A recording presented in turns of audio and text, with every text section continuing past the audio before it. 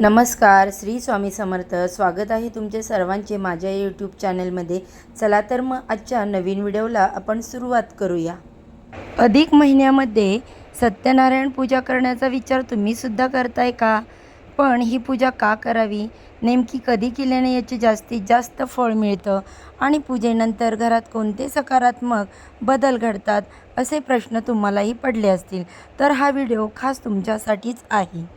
अधिक महिना म्हणजे भगवान श्रीहरी विष्णूंच्या सेवेचा सुवर्णकाळ.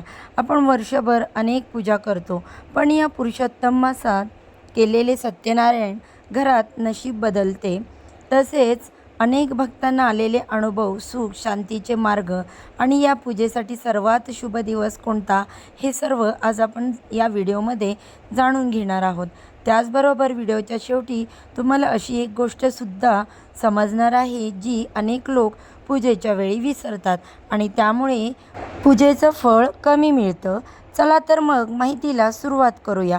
असं म्हणतात की ज्या घरात अधिक महिन्यात श्रद्धेनं सत्यनारायण पूजा केली जाते त्या घरातील आर्थिक अडचणी कमी होतात, नकारात्मक ऊर्जा दूर होते आणि कुटुंबात सुख, शांती, समृद्धी वाढते.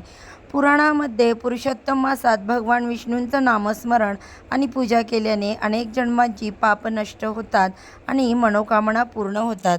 आता अधिक महिन्यात सत्यनारायण पूजा कशी करावी, तर अधिक महिन्यात कोणताही शुभ दिवस पूजा करता येऊ शकतो, पण विशेषतः काही दिवस उत्तम मानले जातात, जसे की गुरुवार, एकादशी, पौर्णिमा, संकष्टीनंतरचा दिवस.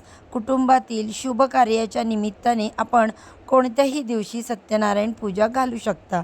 सत्यनारायणाच्या वेळी किंवा प्रदोष काळात पूजा करणं शुभ मानलं जातं. काही जण सकाळी स्नानानंतर पूजा करतात.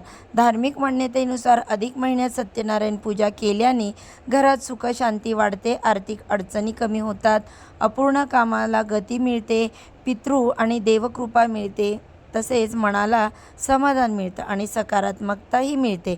एवढंच नाही तर सत्यनारायण कथा ऐकल्याने सुद्धा भक्तिभाव वाढतो आणि मनशांती मिळते. आता सत्यनारायण पूजा अगदी घरच्या घरी करायची झाली तर त्यासाठी काही साहित्य लागेल आणि ती कशी करावी या संदर्भात संपूर्ण माहिती तुम्हाला यूट्यूब चॅनेलवरती पाहायला मिळेल. तरीसुद्धा आपण पूजेसाठी आवश्यक गोष्टी आणि आणखी काही प्रश्नांची उत्तरं सविस्तर समजून घेऊया. पूजेत काय आवश्यक आहे, तर भगवान श्रीहरी विष्णूंचा फोटो किंवा भगवान सत्यनारायणांचा फोटो किंवा मूर्ती, पंचामृत, तुळशीपत्र, शिरा, तसेच पंचखाद्याचा प्रसाद, केळी, फळं, नारळ आणि फुले, तांदूळ, पिवळे वस्त्र, कलश, हळदी, कुंकू, अक्षदा, तुपाचा दिवा, अगरबत्ती आणि सत्यनारायण कथेचं पुस्तक. अर्थात ज्या दिवशी सत्यनारायण करायचं असेल त्या दिवशी पूजेची तयारी कशी करावी, तर सकाळी लवकर उठून घर स्वच्छ करावं.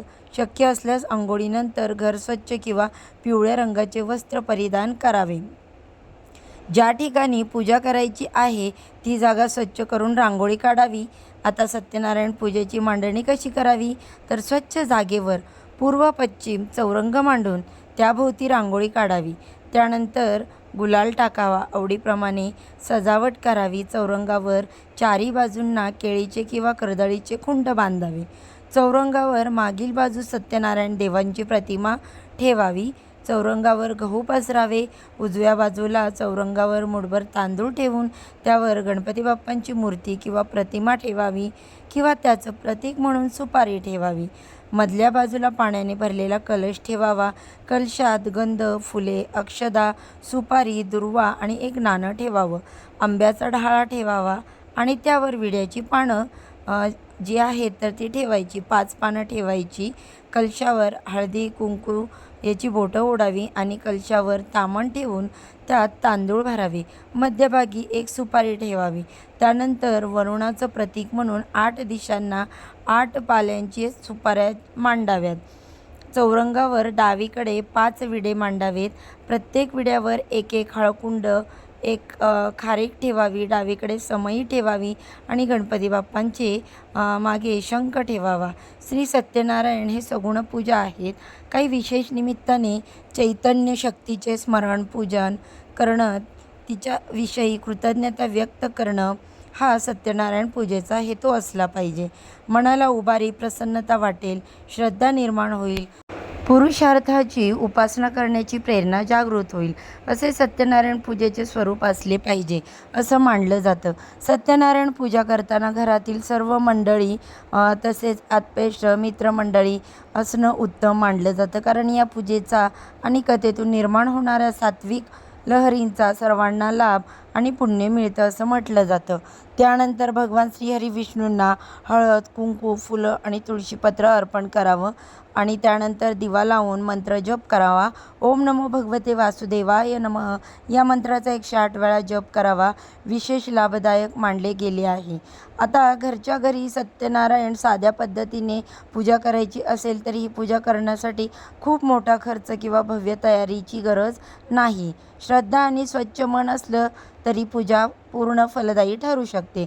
मग पूजेची तयारी झाली, पूजेला सुरुवात झाली की सत्यनारायणची कथा ऐकावी.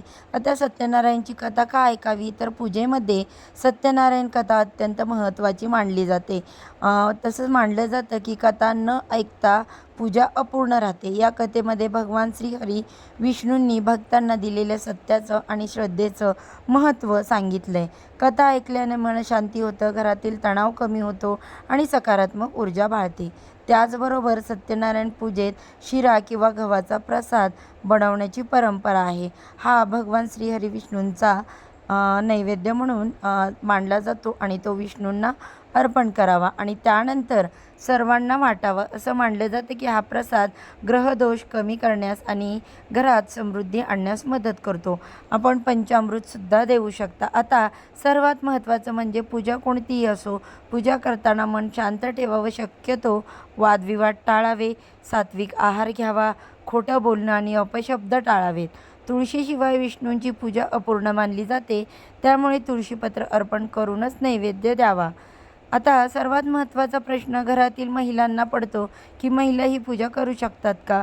तर होय, महिला देखील ही पूजा पूर्ण श्रद्धेने करू शकतात. अनेक घरांमध्ये संपूर्ण कुटुंब एकत्रित येऊन सत्यनारायण पूजा करत असतं, त्यामुळे घरातील सकारात्मक ऊर्जा आणखी वाढते. आपणही सहकुटुंब सत्यनारायण पूजेला हजेरी लावून देवाचे आशीर्वाद घ्यावे. आता पूजा झाल्यानंतर नेमकं काय करावं तर पूजा झाल्यानंतर भगवान श्रीहरी विष्णूंची आरती करावी, त्यानंतर प्रसाद वाटप करावे आणि शक्य असल्यास गरजू व्यक्तींना अन्नदान करावे. अधिक महिन्यात केलेले दान हे पुण्यदायी मानलं जातं. तर सत्यनारायण पूजा म्हणजे फक्त एक धार्मिक विधी नाही, तर ती सत्य, श्रद्धा आणि सकारात्मकतेचा संदेश देणारी पूजा आहे. भगवान श्रीहरी विष्णूंना प्रसन्न करण्यासाठी हा सर्वात सोपा मार्ग आहे आणि तो आपण मनापासून भक्तिभावाने केला तर नक्कीच आपल्याला याचं अधिक पटींनी फळ मिळू शकतं. यात मोठेपणा, पैसा किंवा दिखावा यापेक्षा शुद्ध मन अधिक महत्त्वाचं मानलं जातं. तर बघा ताईंनो, अधिक महिन्यात सत्यनारायण पूजा कशी करावी, कधी करावी, घरच्या घरी पूजा कशी करावी आणि या पूजेचे फायदे काय आहे याची संपूर्ण माहिती आपण जाणून घेतली आहे. तुम्हीही या अधिक महिन्यात श्रद्धेने सत्यनारायण पूजा करतात का? आणि भगवान श्रीहरी विष्णूंना प्रसन्न करण्यासाठी या अधिक महिन्यात कोणते विशेष कार्य करता मला कमेंटमध्ये नक्की सांगा. अशा प्रकारे सण, उत्सव, व्रतवैकल्प, उपासना, त्यानंतर पूजाविधी यासंबंधीची आणखी काही माहिती हवी असेल किंवा बघा तुम्हाला जर आपले जे काही सण समारंभ असतात तर त्याबद्दलची माहितीसुद्धा हवी असेल, काही शंका असेल तर कमेंट बॉक्समध्ये नक्की विचारा.